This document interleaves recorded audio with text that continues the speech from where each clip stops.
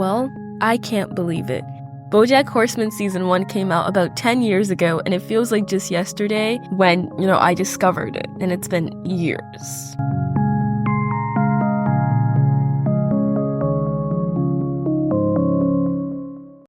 For many of us, Bojack is more than just a character. He is a reflection of the flaws, Hollywood, aspiration, failures, even successes if you think about it.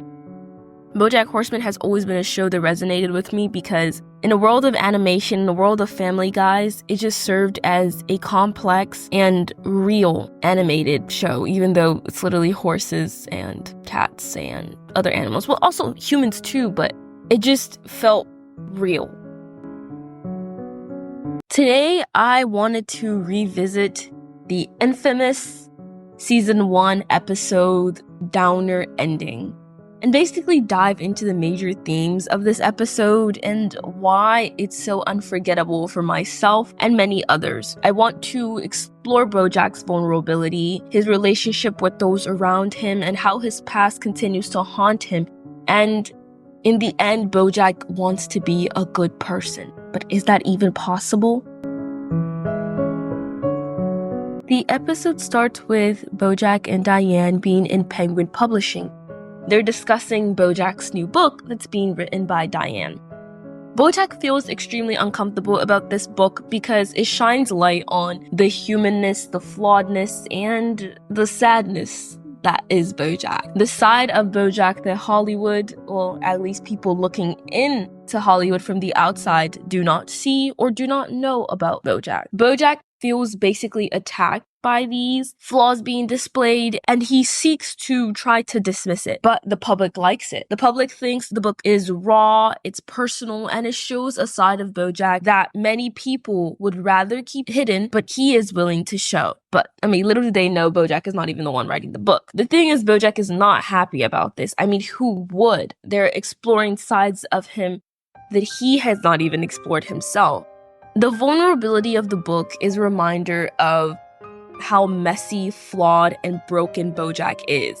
But Bojack has not come to terms with those messy, flawed, and brokenness that is him. He has not even realized it, or possibly he doesn't want to realize it. He thinks that he's a perfect human being, or deep down he knows he's not, but this book clearly shows how, again, messy, flawed, and broken Bojack really is. Now, the thing about Bojack is that he's not exactly someone who wears his emotions on his sleeve. He's very cynical, and he never shows a level of vulnerability to the world. He portrays himself as a perfect horseman. Well, of course the book freaks him out. So what does he do? He decides to rewrite Diane's book.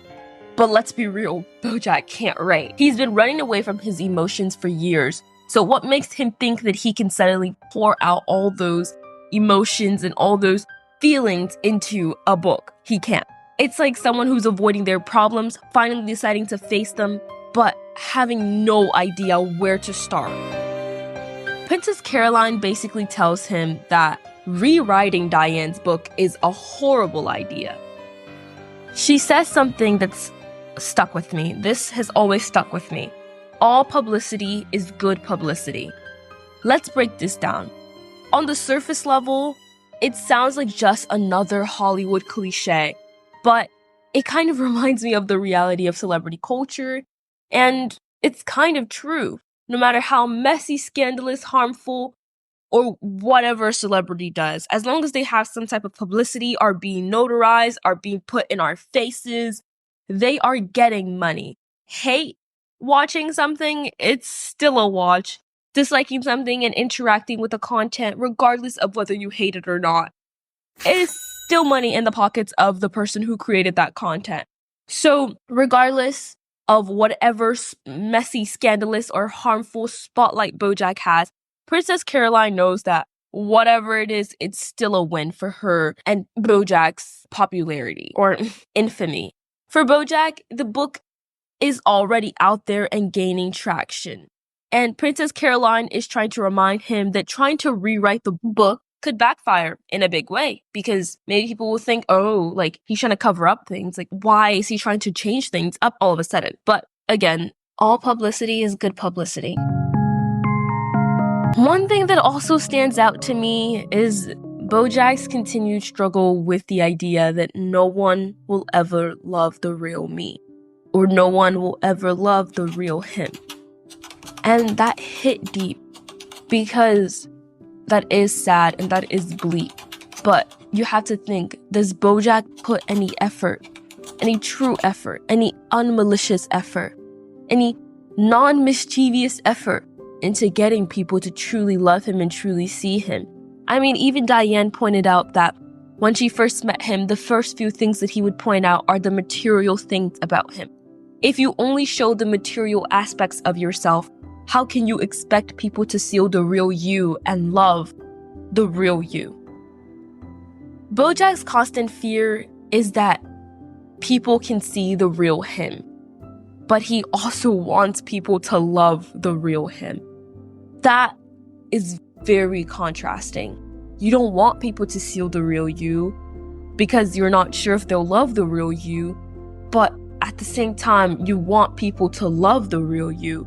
But if you don't take that first step and put your legs outside and say, this is who I am, how can you know whether people will love the real you or not? Bojack is insecure, a vulnerable, and a broken man. He thinks no one could ever possibly love him. But that's not 100% true, is it? This is something that Bojack has carried for years, and it's definitely a reflection of his childhood trauma.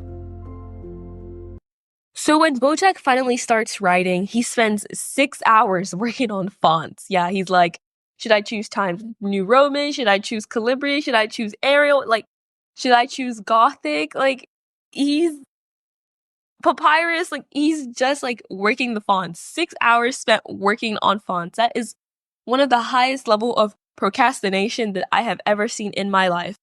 And I think it's hilarious, but it's also quite tragic because it's just like, dude, like that 6 hours, you could have at least gotten down like an intro or something, but no, dude spent 6 hours working on fonts. I mean, just think about that.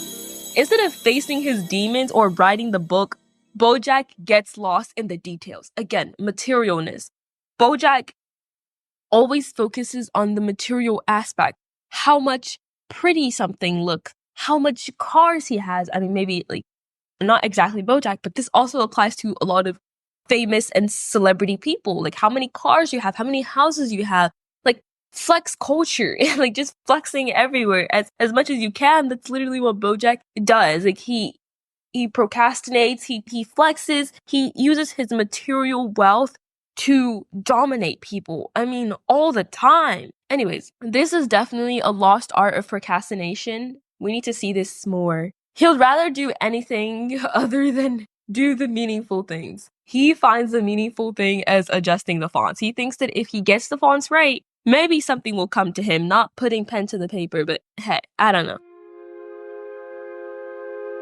After a couple minutes into the episode, we finally get the first interaction between Diane and Bojack, and basically what she describes him as and what she notices about Bojack. Diane digs deep into Bojack's past, and we see how much traumatic things Bojack's parents, specifically his mother, has done to him. Diane doesn't just write the book about Bojack's careers or his failings. She highlights how his defense mechanisms and the emotional wall that he puts up is definitely a direct result of his parents' neglect and emotional abuse. It's not about my parents didn't love me. It's about how those early experiences shape who Bojack became as an adult. And Bojack's first initial thought at seeing this is again his defense mechanism, and is to rewrite his history. He says, my parent loved me so much. My parent loved him so much. He is referring to a time in his life when he wished his parent had cared for him the way they cared for other people in his life, or the people who succeeded in ways Bojack never could. But it's not just nostalgia. Bojack hasn't dealt with any of his traumas, and he's an adult still living with those feelings, those insecurities, and has those defense mechanisms put in place. It's these unresolved pains that make Bojack lash out, push people away, and refuse to take responsibility for his actions. I mean, ever. Like, ever. Deep inside, Bojack feels that he cannot have a happy ending. And that is quite sad. He says that he can't see a way forward for himself. He feels like he's made so many mistakes that an attempt at redemption is futile. This man has already sunk so low that he feels that there is no way out. It's a sentimental feeling, and I can relate to this at times. You can't escape your past, but you can definitely shape or try to reshape the future because it's the future. There are so many metaphors in this episode that it's actually quite ridiculous. One that stuck out to me, or I'm going to go over a couple that stuck out to me again, is the drowning metaphor. I mean, Bojack is drowning. It's not literal, but it's a metaphor for his emotional state, for his life, for his well-being. I mean, Bojack hates himself, but I don't think he's realized that yet. He'll realize that later on and come to terms with it. But at least season 1 wise, Bojack knows deep down that he hates himself, but he has not come to terms with it. And he hasn't quite assessed why he hates himself. And it's just the drowning metaphor was, I felt like, one of the first glimpses that we got to see of Bojack's emotional state and how he truly feels about his life. He feels that he cannot be saved. And maybe that's true, but maybe it's also not true. I mean, if you don't make that first leap of faith, if you don't take that first step, how can you ever truly know?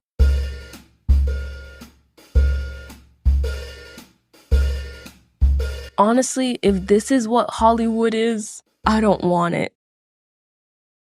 I don't want it.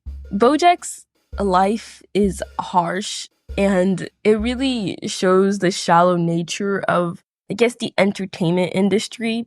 He's seen it all, the fake smiles, superficial relationships, exploitation. And at the end of the day, I don't think he's come to terms with how miserable his life has actually been. He, again, sees the superficial things and he's like, I've lived such a successful life. That must mean that I must be happy. But if being rich was the guarantee to happiness, I mean, it definitely makes you a more likely to be happy. But if being rich is the holy grail of happiness, then why are celebrities the way that they are? I mean, I'm not even going to get into that. Bojack and Todd's relationship is extremely complicated and also very frightening and sad to me. One thing that Todd says is, if I stop trying to see you as a good person, then maybe I will stop being disappointed, or something along those lines. I just felt like, wow. I'm not even Bojack, but if I heard someone say that to me, I don't know how I would feel, because that is just wow. I mean, Bojack does in fact exploit Todd. Bojack uses his material assets, like his house, to manipulate Todd all the freaking time. Every single time. I mean, he constantly, indirectly or directly shames Todd for sleeping in his couch, for not having a house. Makes him feel bad, makes him feel lesser than, manipulates him. Any opportunity that Todd has, Bojack tries his hardest to sabotage it because they have a codependency, parasitic relationship. More so on Bojack being the parasite. I can't lie, Todd is a mess, but Bojack is the overlord of mess.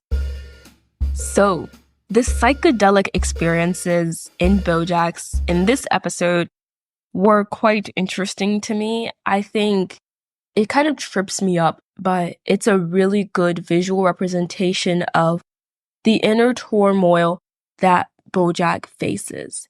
It's literally a manifestation of Bojack's psychological breakdown. I mean, he's trapped, distorted, a nightmarish reality. He's unable to escape his own mind. It's exactly what you would expect. And then we get to see a glimpse into Horseman around. And I I don't know what to say. I mean, this is the show that made Bojack famous, but there's a lot of sadness tied to this show. There's a lot of misfortune tied to this show. It's very sad. Anyways, Bojack feels that he can't escape his past. He's a washed up sitcom star and it's crushing. But again, this show was the bridge between Bojack choosing happiness or Hollywood. He could have chosen Maine or fame. And in the end, Bojack chose fame. And we see a glimpse of Bojack's life if he had chosen Maine. He's happy. I mean, this is like the ultimate what if moment. Could Bojack have been happy if he had a family? I mean, we truly don't know. Bojack could have messed that up too, but it's just a what if moment. What if Bojack didn't become famous? What if he didn't stay on horsing around? What if instead he traded that in for Maine? And what if he went to Maine with Charlotte? Would Bojack's life have been happier having Harper in Maine? Better? Honestly, we truly don't know. It's just always been a what if moment that stuck with me. Would Bojack have been happier in this life? Is this the life and the path that Bojack should have chosen? Who knows? I mean, he's drowning, but clearly in this life, he can swim. Teaching his daughter how to swim, as a matter of fact. I find it really telling and sad that Bojack's grave says, "Whom no one remembers." But Beatrice's grave is that of a wife and a mother. It's also quite interesting that Diane's chibi version is the person who tells Bojack that he needs to get his life together. And he did have a choice in the path that he chose. Diane is the one person who so far has outright told Bojack that he is a flawed human being, and maybe understand some of the trauma that Bojack has been through. But Bojack does not want to admit that. A huge part of Bojack does not want to regret his past. He doesn't want to regret his childhood. But his childhood was horrible by any means. I mean, his father most likely physically abused him, even giving him substances, and his mother was emotionally abusive. Just straight up misery all around. I mean, there's a sharp contrast to the portrait that Bojack portrays versus the portrait that Diane portrays. I wonder if all these things that were normalized to Bojack as a kid is a reason why he wasn't a good adult figure to Sarah Lynn, and person to literally everyone else.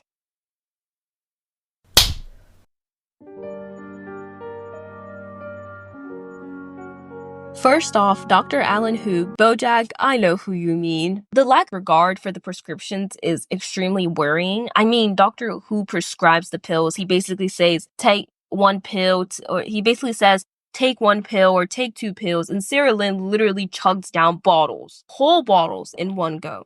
I mean, do Hollywood doctors even care? Again, the lack of care and disregard for how substances harm is extremely worrisome. They just have benders where they just go on whole binges, and it's just very worrisome. And the fact that a doctor, like the doctor just, he sees it and he's like, I got my pay, I'm fine. It's just kind of crazy to me. Bojack's hatred for Mr. Peanut Butter should also be studied, because why is Bojack acting like Mr. Peanut Butter is his worst nightmare and is his demon, when in fact Mr. Peanut Butter is and should be the least of his worries? I mean, when Mr. Peanut Butter shows up in Bojack Psychedelics episode, he is literally showing Mr. Peanut Butter as creepy, overbearing, and basically ruining his life. I'm not disagreeing that Mr. Peanut Butter is overbearing. Mr. Peanut Butter is in fact overbearing and a follower, but Mr. Peanut Butter is not the demon to Bojack's story. Mr. Peanut Butter replaced Bojack, but Mr. Peanut Butter is not Bojack's demon. Bojack definitely is an example of the path that we choose in life. When Bojack is literally erased, it's all meaningless. From his tomb to his lack of a footprint in society, it's all just meaningless. Who will remember him? Who will care about him? No one. I'm gonna close this episode off with talking about Bojack's mother and the idea of self-worth. Bojack's mother's cruelty is just horrible. I mean, who needs enemies when you have a mother like that? Emphasis on a mother like that. She is horrible, and Sometimes I find it funny because, I mean, this is a cartoon at the end of the day. It's just like, how can someone be this evil? But this is I think it's a really good realistic representation of really toxic parents who go to shape children who have a lot of trauma. I think it's a really good representation of that. It's just, she constantly tells Bojack that no one cares about him and that he won't be loved until he does this, that, and a third.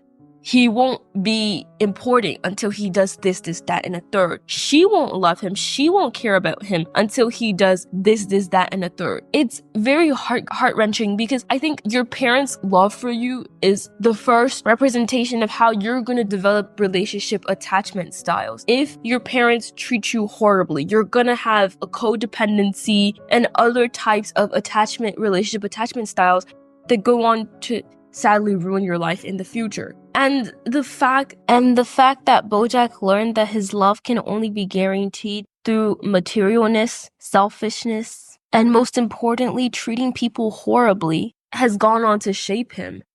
It's just a great representation that, yes, friends can also change you, but your parents are that first set of people who show you what this world is or what this world can be. And if you get parents who are like Bojack's parents, it really messes up the type of childhood you should have had and the type of love that you should have been given. I mean, a parental love should be unconditional. It should not come with, oh, if you don't do this for me, I'm not gonna love you. It shouldn't come with that. That's absolutely ridiculous. I mean, yes, there's bad kids out there, but at the end of the day, your parents should show you unconditional love and be able to redirect you if you do something wrong. Like, if you do something wrong, they should be able to tell you, okay, you did this wrong, I still love you, but you gotta fix it, you know? Not, oh, I'm not loving you anymore. I hate you now. I'm gonna kick you out this house if you don't fix that. That is crazy to me because maybe they do understand. I mean, generational trauma, but it's like, just why? Like, why are you doing this? I mean, if I had an answer for every why that I had, the world would be so much better. But I mean, I'm a realistic person, so I know that these are issues that I hope they get fixed. It's just so traumatic. Like, Bojack's mother and also his father. In the end, Bojack wants to be loved. I mean, Bojack is scared of being seen. He doesn't want it to be too late for him to change, but he constantly questions whether it is. I mean, is he doomed? After Bojack's Bender, we finally get to see the product of his writing. I mean, is he a better writer than Diane? Heck nah. His book is ridiculous.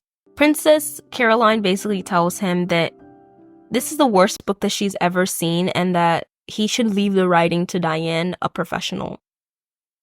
Bojack's psychedelic trip is not necessarily about him writing better than Diane or being able to write his book better than Diane. It's about Bojack getting a glimpse of his childhood himself and everything that he has been through.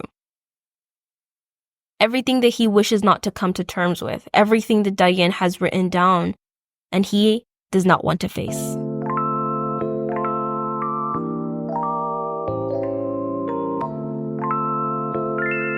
In the last bit of the episode, Bojack runs to Diane. He meets her at the Ghostwriter convention, and he asks her a very serious question. Is it too late for me? In simple terms. And he doesn't get an answer. Bojack is slumped. Bojack is going through it. Bojack is Hollywood. He's been through Hollywood. From the psychedelic episode to revisiting his past, looking back at what he could have had, looking at the different paths that he could have taken, looking at what he could have been, looking back at the type of childhood that he could have had if his parents had been better. All these things culminate into the sadness that becomes and is Bojack. A perpetual state of wondering what is and what could have been. But I think it would serve Bojack much better to grow and to learn from his past mistakes and to understand that his past traumas don't have to define his future. But again, that is easier said than done. Trauma is very hard to overcome, especially when it is hard to revisit, and especially when it comes from people who are supposed to love you unconditionally and are supposed to give you the world. I mean, it's heartbreaking. I don't hate Bojack. I could never hate Bojack. For the longest time, I questioned whether or not I was supposed to hate Bojack, or whether I'm supposed to relate to him. Of course I don't relate to him. I mean, Bojack is a narcissist at the end of the day, but I find myself sympathizing with him. No one can deny that Bojack has been through a lot. Maine versus Fame. Honestly, Maine versus Fame. Bojack's mother's cruelty. Bojack's father's cruelty. All these things, the lack of friendship, the lack of properly established relationships, and the parasiticness that is Bojack, make him unlovable to many that are around him. I mean, the ghostwriter convention is left in awe because that's not the type of questions that they signed up for. They signed up for, how was it writing for Mr. Peanut Butter? Rather, they got, how is it, and is it possible to ever love me? A deeply loaded question. Thank you.